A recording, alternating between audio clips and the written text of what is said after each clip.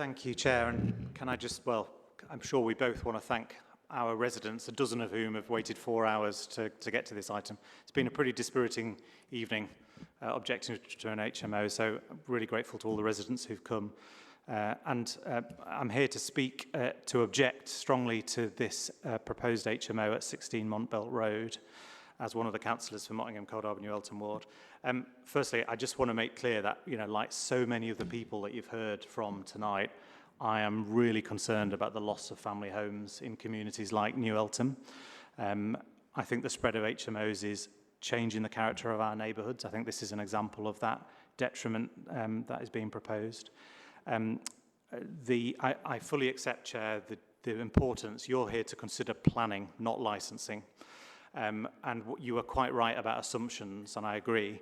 The difficulty, just for context, for when you hear from others, the difficulty on Montbelle Road is there is an HMO on Montbelle Road at number 99 at the other end of the road, and there have been so many problems with occupants of that HMO. So when you hear from residents, it is informed not by an assumptions, but by a lived experience of a terrible situation at the other end of the road. So I just wanted to just share that for your information. That's licensing. In planning terms, you know, that's my view. I'm really concerned about the destruction of family neighbourhoods. But it's not Greenwich Council's policy. It's not in the policy framework, as you've explained in the evening. So, you know, in the context of the policy framework that you've got to judge this application, I'll confine my remarks to that, Chair. So within that framework, I want to raise some specific issues with this application that I think means it should be opposed by the panel. The first is around neighbouring amenity, the impact on neighbouring amenity. At section 10.2 in the report, paragraph 10.2, it says that policy EA of the core strategy states that planning permission will not normally be granted where proposed development or change of use would generally have a significant adverse effect on the amenities of adjacent occupiers or uses. And the examples given include noise. And the recommendation before you in this report at paragraph 10.6 says the proposed change of use and associated development would preserve the amenity of neighbouring occupiers. And I just don't think, you know, knowing this area and these houses well, I don't think the facts support that conclusion at all. And in particular, the noise impacts are going to cause not acceptable impacts, as we heard tonight from officers, but they're going to cause significant impacts on neighbours, and that's something that lots of residents are very concerned about. These are 1930s buildings on Montbelle Road. There's no insulation. These are semi-detached houses. Already there's significant noise impacts, noise being heard through thin walls. Once you put 8 units in this as an HMO, it's going to have a really big impact on neighbouring properties, and particularly for number 14, right next door, the other half of the building. 4 of the 8 units are against the party wall.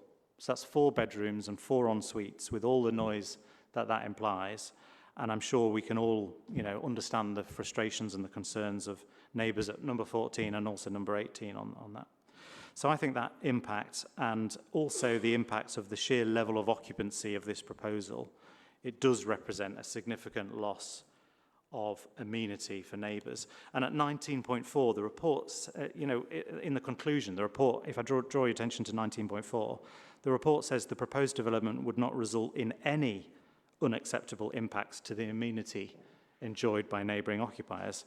I think that's a really strong statement, you know, to say that there will be, it will be without any unacceptable impact. I think that's patently not the case, and I'd urge you to reject it on that basis. Next, on parking, the Highways Department have their modelling, and that's sort of spit out the figure of 3 extra cars from this development. I'd be amazed if this led to only 3 extra cars. This is an area with 1B PTAL rating, well below the average of public transport availability. I think what really needs to be understood, and I've said this so many times at planning and in other contexts, south of the A20 is a different kettle of fish to the rest of the borough. It's more like Bromley than the rest of Greenwich. The A20 is such a significant feature of life in the very south of the borough. You need a car. You really do. Car ownership is the second highest, pretty much the joint highest of any area in the borough, in my ward, and it's that for a reason. You need a car to access services. We don't have the public transport links in my ward, the ward that I represent, that other parts of the borough do. So, you know, to say that 8 people will move into this HMO and only 3 will have cars, I just don't buy that at all. I think there'll be 8 cars, and that's relevant because that stretch of Montbelle Road in particular, it may not be in a CPZ, it's just outside a CPZ, the new Eltham Station CPZ. And people park down at the bottom of Montbelle Road, this very stretch, to, you know, commuter parking, to use the bridge and access the station. So there's already existing parking stress. I think it's going to be adding to that with many more than 3 additional cars.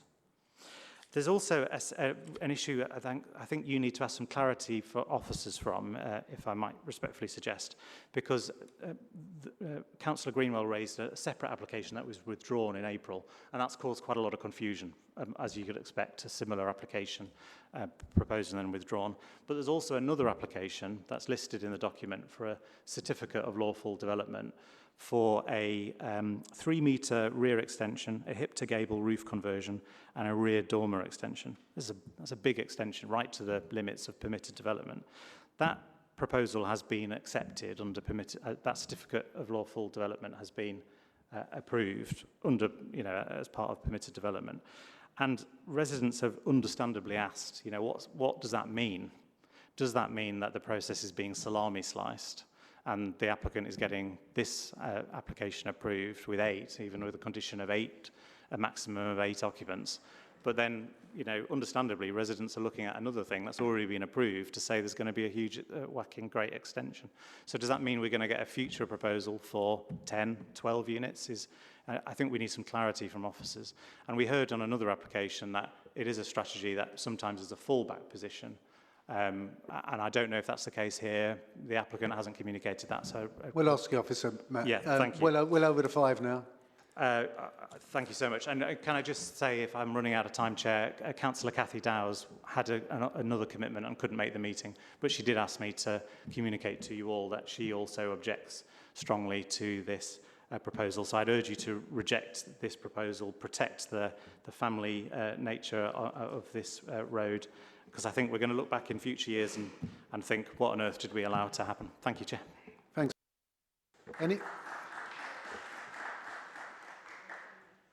Any questions for the Speaker? Ashley, Jodia, then Pat. Thanks, Councillor Hartley. I just wanted to ask you a couple of questions. What are the systematic issues with the other HMO across the road, number 99? What has the landlord or the owner has done about it, and how much is he engaging with the residents? And if there's no resolution to those problems that's ongoing, has the HMO team in RBG picked it up or making sure that they're holding the landlord accountable? Thank you. So obviously all of those questions are about kind of on the licensing end of relating to another HMO, but it's important context, and that's why I brought it up, Councillor Mohammed, so thank you for the question. The 99 Montbelle Road HMO, the problems have been persistent over many years, antisocial behaviour, neighbour disputes. There's been particular problems with disturbance of the peaceful enjoyment of the neighbouring garden. The council has been involved, the enforcement team, the licensing team has been involved. The police have had to be involved over several particular incidents. It is one of those examples that occupy the fears of people, as you said, Chair, when they see an HMO proposed in their community. And I think it's quite right what we heard earlier, that you can't make assumptions about people. The difficulty on Montbelle Road is the lived experience is very different. And so the council has, been engaged on that. The landlord hasn't been as engaged as neighbours would have liked. And it's been a constant battle to, support those residents to try and access all the different mechanisms, whether it's the council or the police, to try and resolve that issue. So it's unfortunately one of those kind of examples where it really does illustrate how HMOs can go badly wrong. Jodia. Thank you, Chair. Matt, I have a quick question about 6.5, it said that the two councillors were consulted in February, and no representation was received then. I was just wondering why that was the case. So Councillor Tester, who led on this in terms of engaging with residents, requested that the item be called in for the committee at the time, and I'm here to give my representations tonight. But why not in February? Why wasn't any representation given then? The consultation is for residents to give their view, and as I say, I'm here to give my representations tonight. I've been pretty clear about my views on this application. We've delivered letters through every letterbox. You've seen a huge level of objections from residents. 58 objections came into this proposal. We've been engaged with residents throughout, and I'm here to make my representations. Thanks, Matt. I think there isn't a timeline. The opportunity, there are different stages of opportunity to raise objections, and I suppose as the applications get closer to committee, more and more people start coming forth with research that they've been able to do and other things that have been brought to other people's attentions. So I think this is the final stop, and we tend to deal with everything at the last minute rather than things being dealt with at earlier stages in the process. That's the unfortunate position we are in. Pat. Thank you, Matt. A few questions. Do you know whether there has been any form of consultation with the developers, with the residents? No, there hasn't been, and you'll hear that from residents. No. And the end of the question, so this is 16 Montbelle Road, and it's sort of on the curve, isn't it? On the one next to it, I don't know whether that will be 18 or the other way, probably 14. I don't know whether there's a resident here from I was going to say about sense of enclosure and how it's going to affect them, but I'll hear that later. And the other thing is as well, in your sort of, you've obviously talked to the residents an awful lot and about the effect that the other application has had that's gone very, very wrong. Do you know of any cases where it really has affected the mental health of any of the residents? Yeah, again, I can say unequivocally, yes, certainly their well-being. And again, that's kind of, in terms of an example of where an HMO has gone wrong, that's a very bad example. And I raise it because even though it's not a planning matter, it is context for why people on Montbelle Road are so concerned. The important thing, though, is the merits or otherwise of this application, and I think the benefit, the kind of detriment that the application will cause, particularly to the immediate neighbours, including number 14, as you mentioned, far outweighs the benefit of this scheme. So I'd urge all panel members to reject it.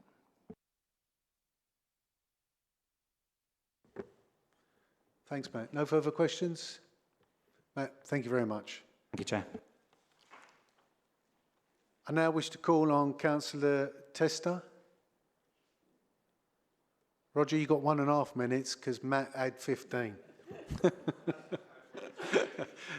5 minutes, Roger. Thank you, Gary.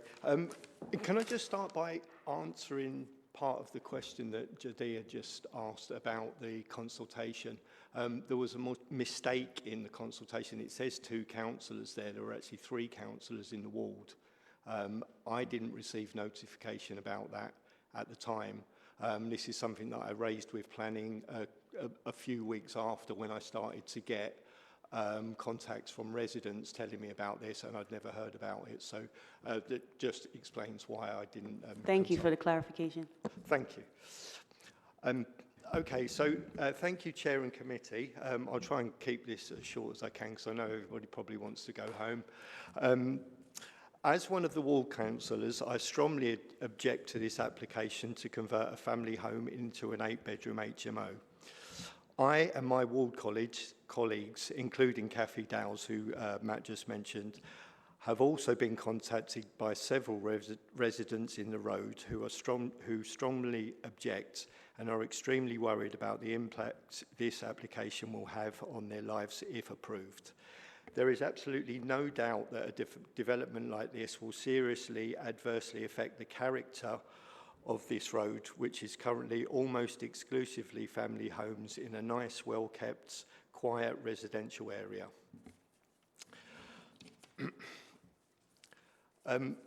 Another point that I'd like to raise, there have been no measures put in place to mitigate the effects of additional noise and disturbance created by this 8-bedroom HMO. And as you will hear from residents shortly, this will have significant adverse effect on the amenities of adjacent occupants, particularly those in numbers 14 and 18 Montbelle Road. Policy EA of the core strategy, as outlined in item 10.2 of this report, states that planning permission should not be granted in these circumstances, and I urge the committee to refuse on those grounds. The report from Highways states that, using its own data, this development will require parking for 3 vehicles, but also states that the surrounding road is clear enough to take the extra vehicles. This is a view which is not shared by many of the residents who often struggle to find a parking space, and I hope this can be addressed.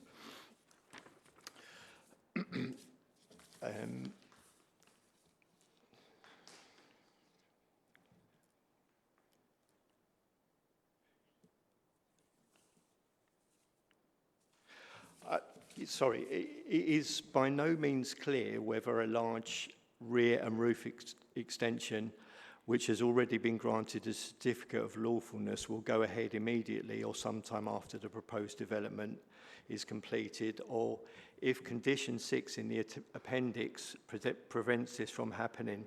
I would like to ask the committee for clarity on this issue, as some residents are concerned that if the additional extension goes ahead, further units will be added to the current total of 8.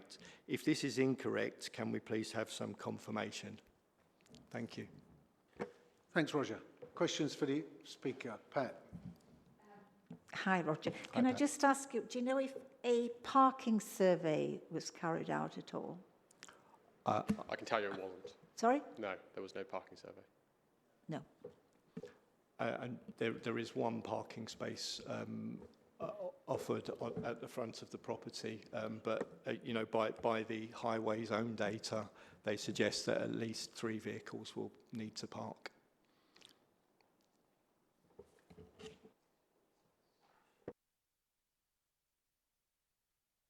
Any further questions for the speaker? Pat, you got any more there? No, good. Lakshan? No, I was just checking with Councillor Greenwell the name of the station that Councillor Hartley mentioned earlier on. Roger, you might be able to answer that. And it's actually New Eltham Station. Thank you. I can give some clarity on the certificate of lawfulness question, if people would require. So, obviously the certificate of lawfulness has already been granted. In terms of what's being considered here is the layout and the elevations that's shown on the drawings and the documents. Okay, so if, for example, the current property as a dwelling house were to implement the certificate of lawfulness, then the implementation of the current proposal wouldn't be compatible with that. So it would be unlawful for them to go ahead and do that. So if they wanted to then come in with a separate proposal for a larger HMO with perhaps dwellings in the loft space, it would need a fresh planning consent for that. You can't implement this, they're not compatible at all, basically. So that would need to be considered on its own merits. And probably would come before this committee on the basis of the number of objections that we received. So basically what you're considering is the drawings that I've shown you on the presentation. You're not considering additional stuff in the lofts, and they would need to come in separately for that if they wanted to combine that with a HMO use of any kind. And can I just ask a follow-up on that? is the condition 6 that was in place, which states there can be no further extensions, does that cover the one that's already got a certificate of lawfulness? So it doesn't cancel out the existing permitted development rights that this property and all properties have. No. So they could lawfully implement a loft and the rear extension that they've got under the certificate of lawfulness. But if they do that, then they cannot implement the HMO use in terms of what they're proposing here. They need to come in for a separate consent for that, and we'd consider it on its own merits at that point. Yeah. And just one more, sorry. If they were to put in the HMO that's on this application, finish that, and then implement their... no, they can't do that. Absolutely can't. Absolutely and I'm can't just do that. asking assurances for the residents. Yeah, they can't do that, absolutely, because sui generis HMO uses are not classed as dwellings with respect to the Town and Country Planning Act, so they don't benefit from permitted development rights. And in any case, we've removed their permitted development rights as part of the condition. So they couldn't implement the HMO and then say do a loft afterwards, because those rights have been removed at that point. That's Yeah. what I was asking. Rog, so thank you. if you've got any more questions, you're going to have to come over here and join the rest of the committee for the rest of the meeting. That's fine. I'll gladly come over there and join you if you want. Can I have a vote as well? Any further questions for the speaker? Well, I'd actually just like to thank Councillor Tester for asking all of my questions there, and especially the clarification around the loss of permitted development rights. So thank you very much, Roger. Okay. Roger, thank you very much. I now wish to call on Patricia Wright, but Patricia, you've said that your husband's was meant to be listed, so if you'd like to come forward. Well, if the pair of you, Patricia, if you want to come and sit next to him.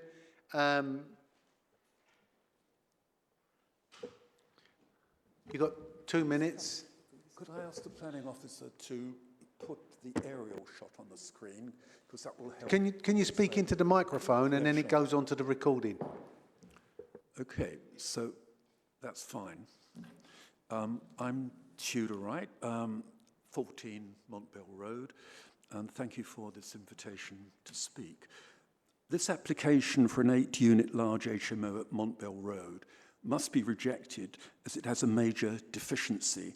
For number 16 is being considered in isolation rather than just one half of a building already occupied, where at number 14, my wife Patricia has lived for 40 years.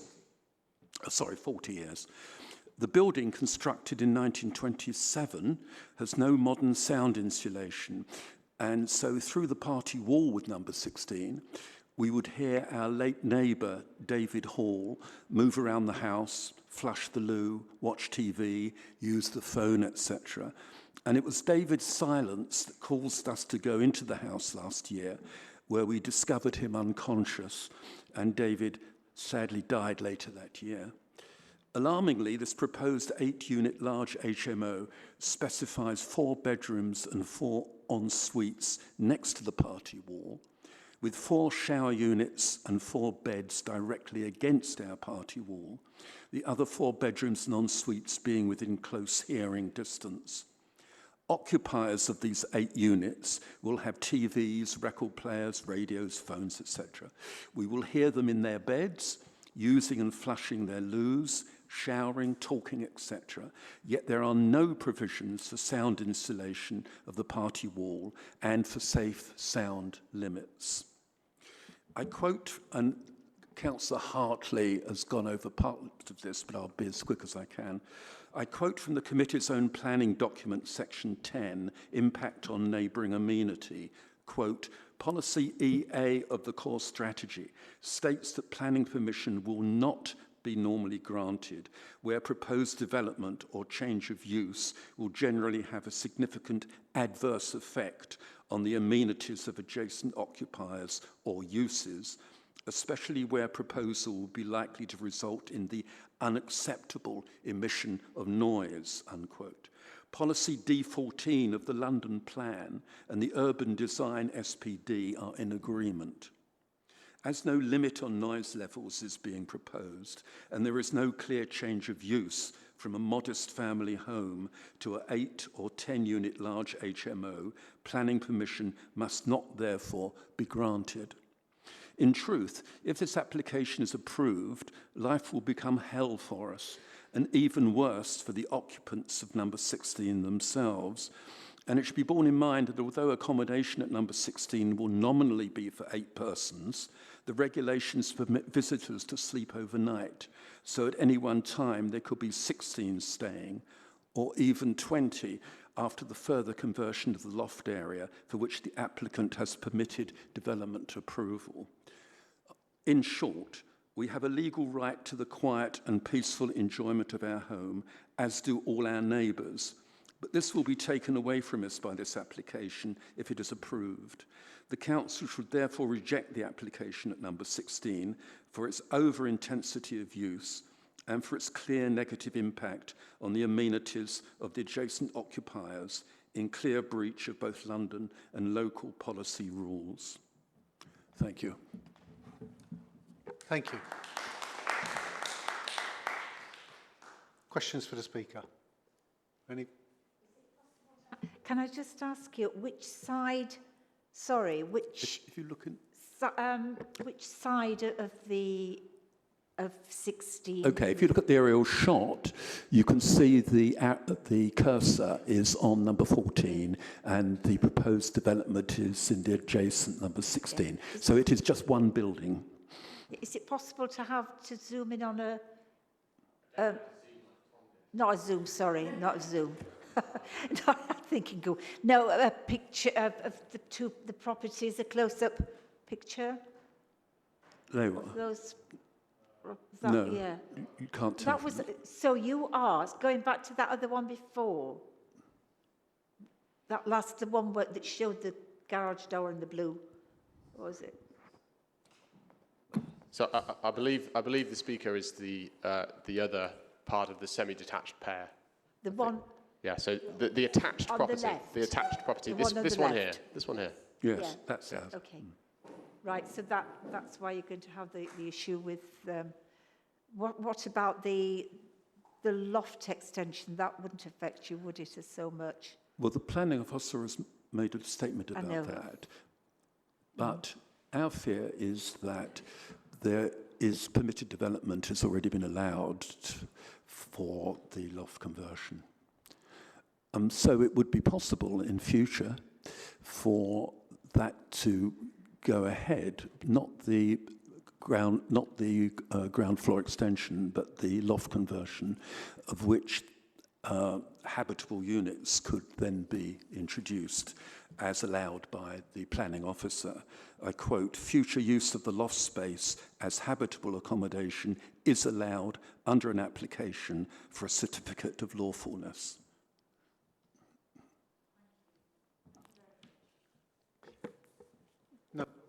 No further questions to the Speaker? No.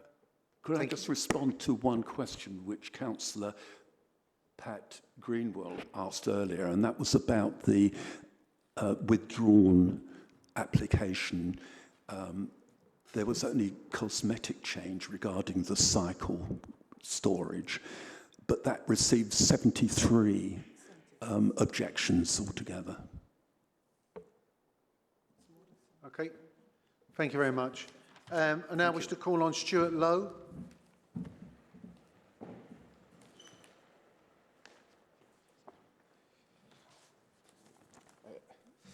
Hi, Stuart. Hi, Mr. Chair. Thank you, councillors, for hearing us today. Just to build on what Tudor said there, the second application was put in concurrently with the first one when the first one reached around 50 objections, which is more than, there's only 100 houses on the road, so obviously half the road were against this. Then over 70 were then received for the second one. They withdrew the second one because it obviously had more than the first. Can you move the microphone? Oh, sorry. Okay, yeah. Yeah, the second one was then obviously closed because it had more objections from 70% of the road than the first one. So we were opining on why it was withdrawn. It's simply because it had more objections against it. So that suggests, obviously, that it was nothing more than an attempt to try and reach this stage of the process without with fewer objections. But yeah, our main concerns are, as we've addressed already, parking, traffic, highway safety, noise and crime, which I know, Mr. Chair, you've mentioned that you believe that the people moving into these places aren't committing crime, but we have lived a very different picture, with mattresses left out on the roads, wardrobes, rusty ovens, like all these sorts of stuff just left on the side of the road for a considerable period of time. And so that has coloured our image somewhat of HMOs. And section 8, I think, of the summary, the principle of development mentions this a lot, mentions the mix that Greewnich Council is willing to have. I feel like for quite a small road, we've already got an HMO. I don't feel like we should be subjected to another one, given the experience we've had with this one already at the end of the road. But to go on to my other points, the waste will be hugely significant, and the plans, which have multiple inconsistencies, which maybe the planning officer isn't aware of because there are inaccuracies in his responses in the summary. They say they're only going to provide 4 bins. They've said they're going to provide 6. In the management plan, it says 4 bins. This will be wholly insufficient. We've already discussed today that properties for 6 people are going to need at least 5 bins. However, more bins is not the answer, as there isn't enough room in the driveway for the car parking space they've said they're going to have, and the bike storage, which has changed from 2 bikes to 8 bikes. Who knows what they're going to build. There's not enough room in there for bikes, bins, and cars. And if you're looking at the plans, and we mentioned bins being in front of windows earlier, the only place for the bins is either in front of someone's window or affecting number 16, sorry, can't count to 20 clearly, affecting Greg's property next door because they will be adjacent to his driveway. Parking is non-existent, as we've covered, and the road is overcrowded already. I don't know where those stats came from, but I will attest to the fact that the road is always full. With the potential for this will have disastrous consequences on traffic and safety of the children that walk to school every day along Montbelle Road. As I've mentioned, it's 1B rated, so it's bad for public services as it is. With regards to noise and crime, Montbelle Road is a quiet area with very low crime for young families and vulnerable pensioners. According to Lewisham Council's HMO review in 2022, the proportion of HMOs with an antisocial behaviour incident recorded nearby was 70%. And according to West Yorkshire Police, between 2019 and 2021, there were 8,400 antisocial behaviour offences and crimes at HMOs, including 131 rapes, 123 other sexual offences, and 2,784 burglaries. Now, I know that the material planning considerations state must relate to the use of land in the public interest. As a father of a young daughter and an infant boy, I consider crime and sexual offences very much within the public interest. Greewnich Council's own housing strategy from 2021 to 2025 states that we believe that every resident has the right to feel safe in their home and in their neighbourhood. The council has both a moral and legal duty to reduce crime and disorder, antisocial behaviour, and substance misuse. A good place to live is about more than just having a good home. It is about your local environment, safety, and a sense of attachment to your neighbourhood. Therefore, should this HMO be approved, the councillors here today will be actively moving against their own strategy, the experience the residents and the neighbourhood has had already with HMOs on the road, and their own promises to residents about making a house a home, creating safe neighbourhoods, and being proud of the council we are part of. Stuart, well over to 2 now. You want to wind up? Sorry, can I have one more? Just one more, and then that's done. It's Just very wind quick. up, yep. I mean, you asked the agent who has neglected to stay here why their client didn't go and meet people in the affected community and talk to them about their plans. Same applies with us. No contact, nothing. The notice was put on a different street. It wasn't even on Montbelle Road. And the answer is simple. They don't need to. They have no interest in being part of the community, not interested in it at all. And so that's why they don't do it. Thank you for your time. I really appreciate it. Questions for the speaker? Jedia. Well, I guess this is more towards the officer in response to the concerns about the bins and the cycles. Can we confirm on the record how many will be respectively? It's on the drawings. If I can find it. Yes, the drawing. This has been amended since the initial submission. There's 6 bins, so all 240 litres, 2 for general waste, 2 for recycling, and 2 for food waste. And there's 2 cycle parking spaces in the front. That is in accordance with the London Plan requirements. So in the London Plan, there's a big table that says how many cycle parking spaces HMOs need to provide. That is currently where it is proposed on the drawings. In terms of the... Do you have the management plan? I'm aware of the inconsistencies in the management plan, yes. The fact that there's only got 4 on there? Yes, I'm aware of those inconsistencies. Okay, just so that wasn't raised before. Yeah, and no, I know that's you're okay. now on the side of the applicant, but Well, it would be... I'm not on anyone's side. Excuse me. Speaker is speaking, officer speaking, unless I invite you to do so. So let's finish the conversation. Apologies, Mr. Chair.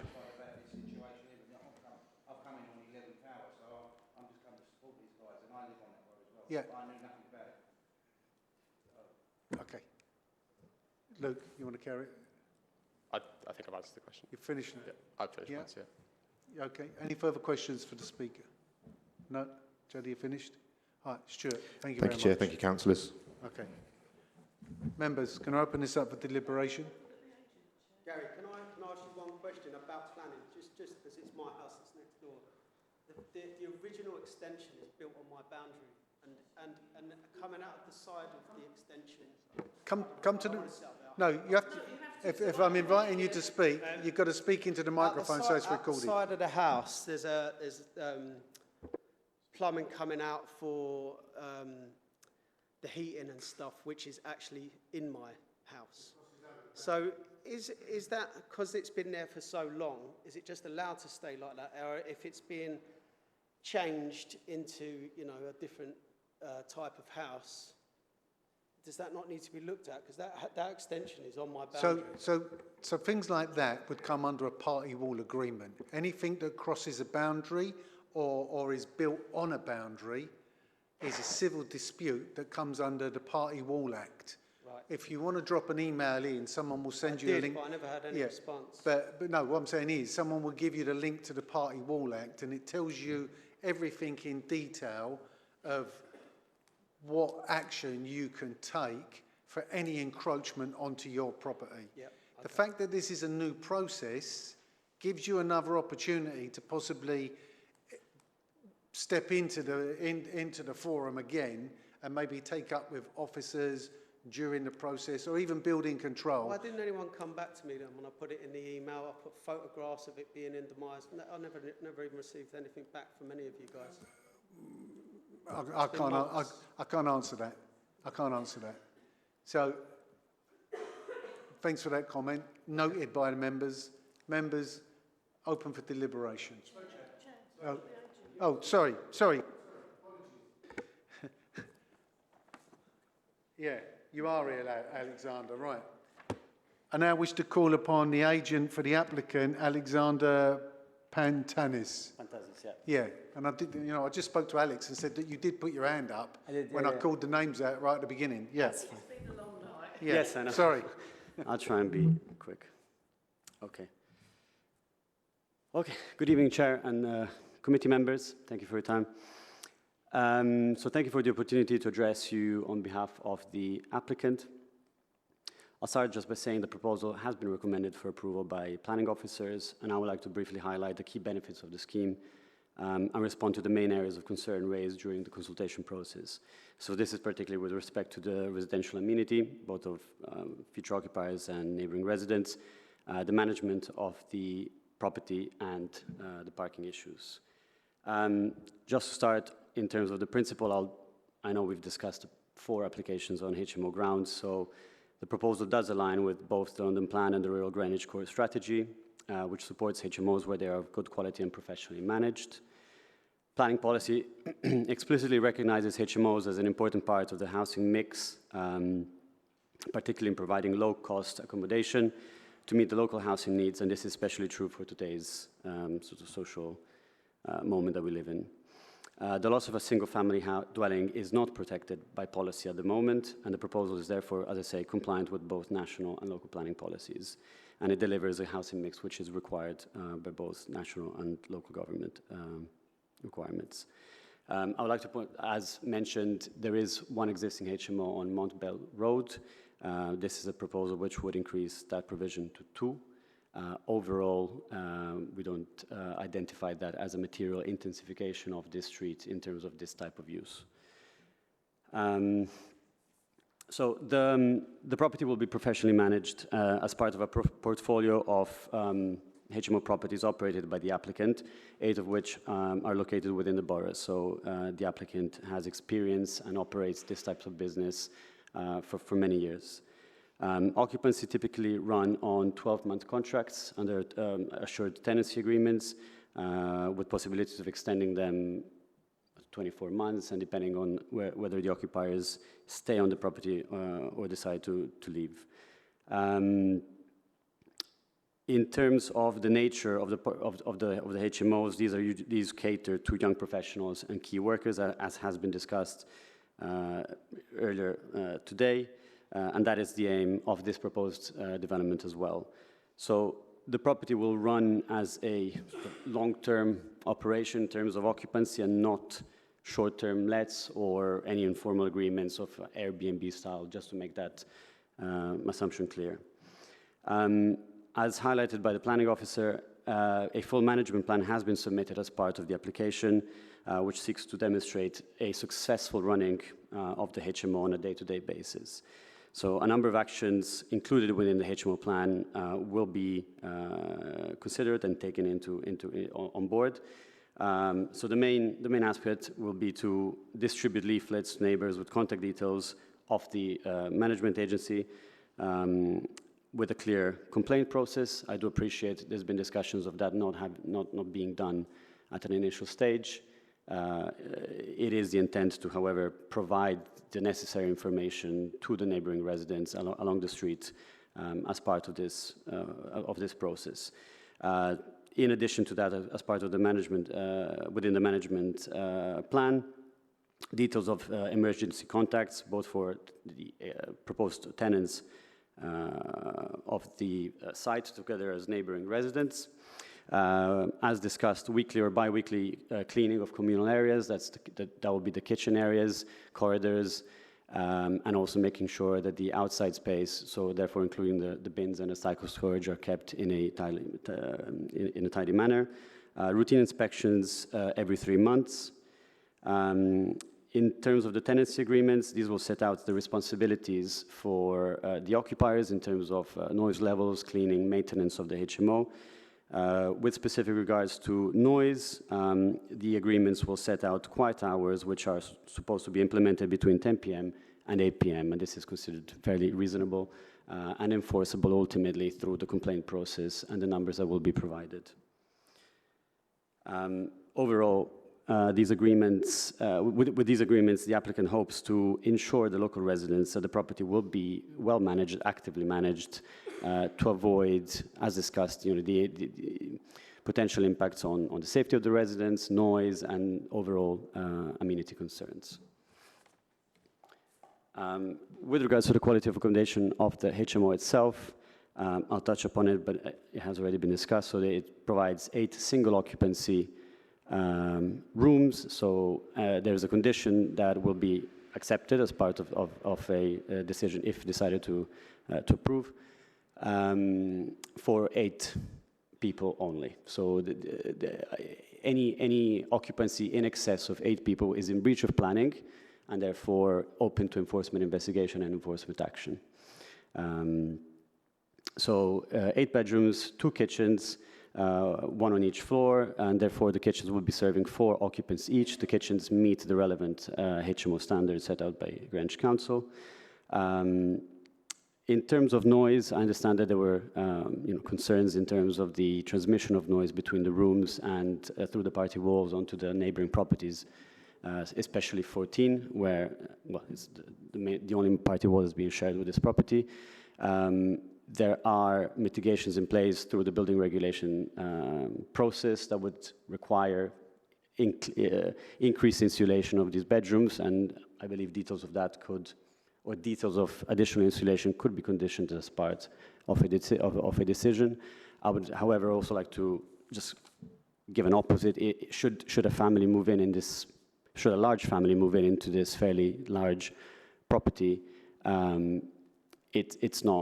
it's foreseeable for there to be day-to-day activities with children running around, screaming, shouting, you know, as it would be with any typical family, and those noise levels might not be too dissimilar from the occupancy of this property for 8 individuals. Overall, the scheme meets all the relevant space and amenity standards. Residents will benefit from a large rear garden,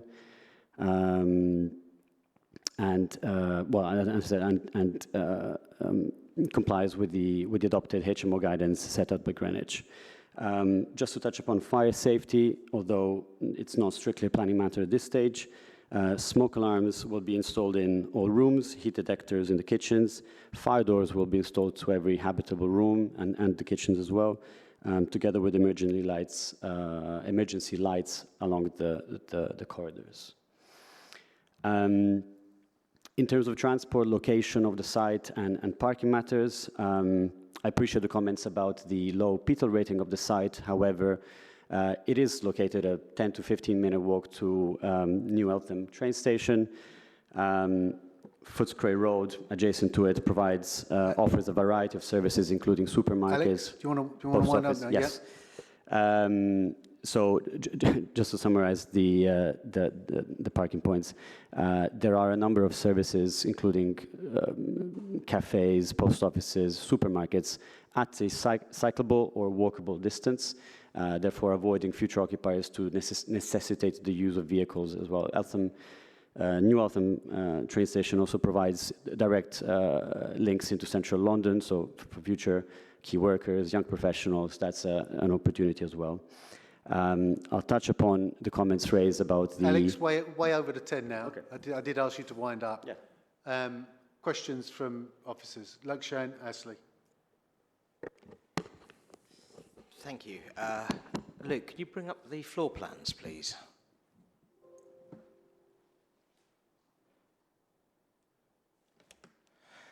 And could I see the first floor as well? So I do take the... So one of the speakers, objectors, noted that the absence of double walls, these are single walls, the placement of 4 new bathrooms against that wall will lead to potentially increased noise. Now you talked about potential mitigations for that and the conditionability of those mitigations. Could you describe potentially what some of those mitigations might look like and what effect they might achieve? It's additional soundproofing and sound insulation that could be included as part of the wall to improve the transmissions of noise between the 2 rooms. It's material based. So a question for the officer: is there an attenuation limit that we would normally specify, or should be specifying in relation to the noise attenuation? I don't think there's a strict limit set out in policy, but you could, provided it was reasonable. So part of the test of putting a planning condition on is reasonableness. So provided it were reasonable and based on planning grounds, which it would be, because obviously there's a policy related to noise, then you could identify a specific one. What I would suggest is, if you're minded to put on such a condition, you express your wish to and you vote on it, and then officers will kind of look a bit more deeper into what a reasonable level of attenuation would be over and above what would normally be required at builder control stage. But yes, it's very common for additional conditions related to noise mitigation strategies, kind of above and beyond what would normally be said. In terms of noise, I would also just be conscious to say that, you know, the council has approved 8-person HMOs and 9-person HMOs and 10-person HMOs before without objections with respect to noise, and obviously the council do need to be consistent in their decision making. So I would just be mindful of that, essentially. Yeah, thank you. Hold on. Can I ask the occupants from, is it number 16? Is it number 16 or 14, which is the adjacent? Right, I've got a question. Have you got timber floors? You've got timber floors with timber joists? Yeah? Okay, that's all I needed to know. Thanks. Thanks. Ashley, sorry, have you had your... Okay, come, and then I'll come on to Ashley. Yeah, so the other concern I had was around the Councillor Hartley's point about when you go south of the A20, the Sidcup Road, it is a very different environment in terms of the distances you need to travel to shops, etc. And also the concerns around the proximity to New Eltham Station and the boundary around the control parking zone associated with New Eltham Station. Now, I noticed that one of the comments that was made was that a parking assessment hadn't been carried out. That is correct, I presume. That's correct, yeah. Thank you. No parking. Yes. Thanks very much. Ashley. Thank you, Chair. I think Lakshan has covered my first question regarding the bathroom and the noise. 8 people, I've got an issue with, you know, HMO with 8 people, but these people are not nuns. They've got people, they've got partners, they've got, you know, they're not, you know, they're just like you and me, all right? They've got partners. They're going to have partners around, okay? So we're doubling the number. For me, I have to double the number. You know, you're telling me that, you know, it can't go beyond 8. They will go beyond 8. In that scenario, they're in breach of planning and therefore open to enforcement action and investigation. And they would be in breach of planning. They can't operate in that way. Absolutely, who polices Well, technically, there should be mechanisms at the council. For me, I'm just saying I've got an issue with having 16 people in one house. You know, Yeah. it does impact. I appreciate the concerns, it does but impact on yeah. noise, on the. Sorry. I appreciate the concerns. No more, excuse me. There's a condition in place. Excuse me. Yeah, I appreciate the concerns. but- There is a condition in place to limit the Yeah, we occupancy to understand. 8 people. Hold on, Alex. We're trying to make an assessment here. Shouting over the speaker is not helping us. You know, we have paid attention. Hold it. Everybody has been given the courtesy tonight to be heard. We are asking questions. Give us the courtesy to ask the questions. You want us to make a detailed assessment and a judgment tonight. You need to let us pay attention to the details. Okay? Thanks. Ashley. Yeah, so as I was saying, I you know, realistically speaking, it's not going to be just 8. It's going to be double that. It's going to affect, you know, creating the amount of rubbish that's going to be created by these people. The noise level is going to be horrendous to live around. You know, I wouldn't want to live next door to that, for sure. And I will not be supporting this application, I'm sorry. Thanks. Jodia. We're asking questions. Have we Yes, have we I have a finished with it? question, Okay. I promise. Okay. I just wanted to clarify earlier, the officer even acknowledged that there was inconsistencies in the management plan. Can you explain that, please? Yes, the management plan has an area which specifies 4 bins located on the in the front court of the property. There's going to be a total of 6 bins.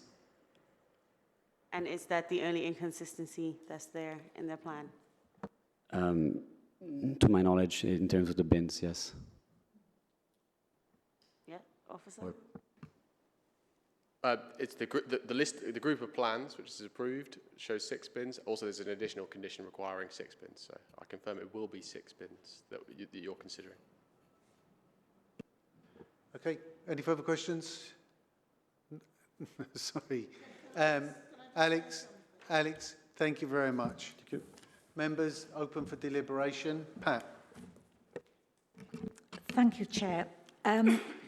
I will not be supporting this application. I think 58 objections, or we're hearing it was more before when the previous application went in, says it all. I've listened to everybody. I think Stuart has said a lot that I agree, well, Yeah, it's overdevelopment, but it's not just overdevelopment. It's the fact that it's affecting the amenity of residents who live next door at number 14.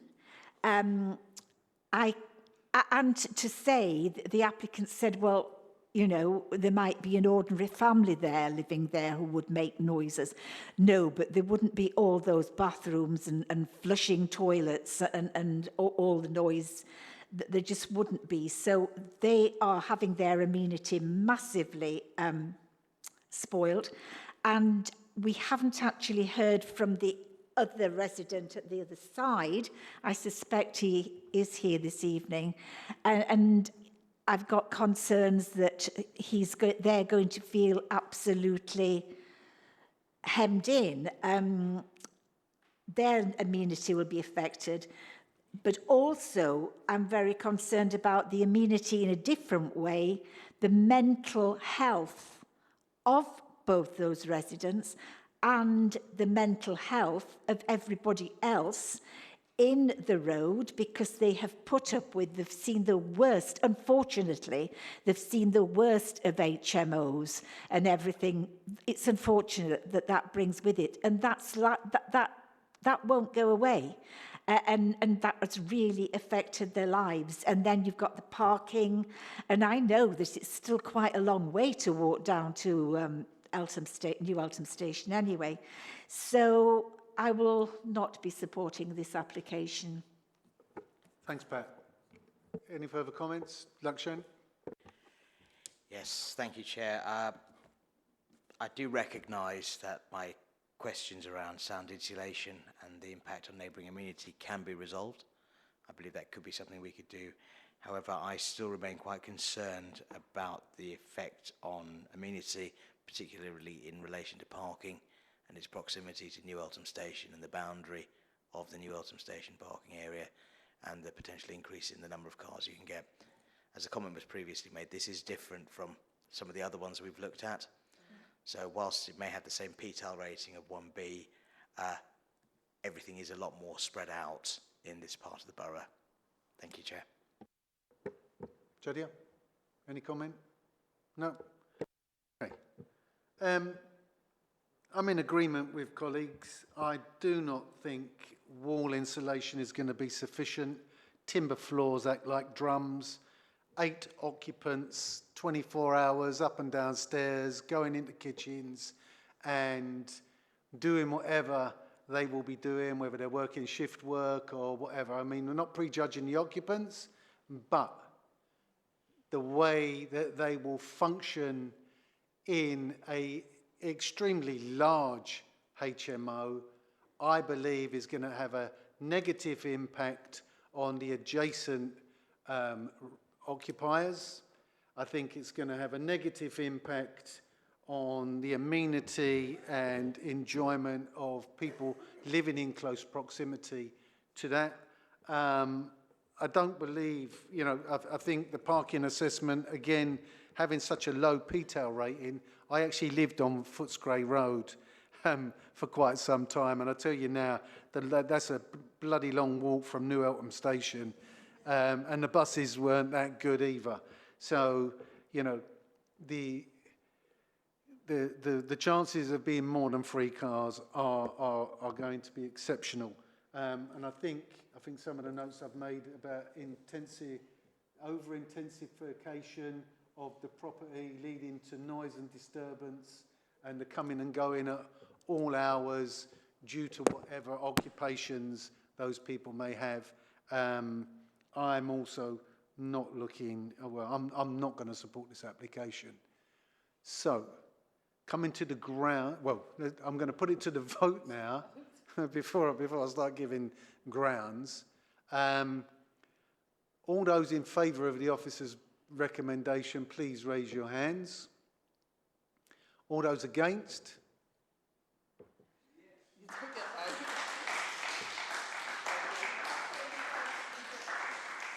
Now, hold on. Now, our agreed grounds for refusal.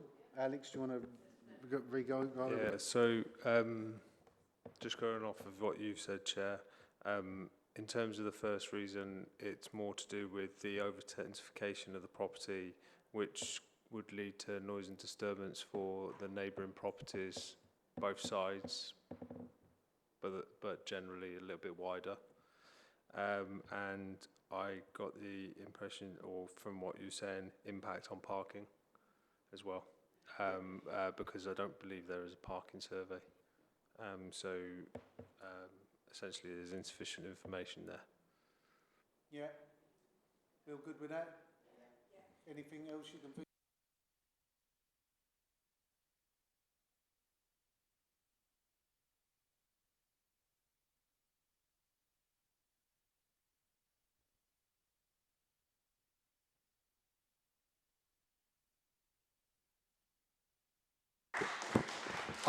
I would like to thank everybody for their patience tonight, and we do understand the emotions that people have when obviously it's something that can impact on lives. But as you can see, the panel does take into account everything, and we do make sound judgment calls.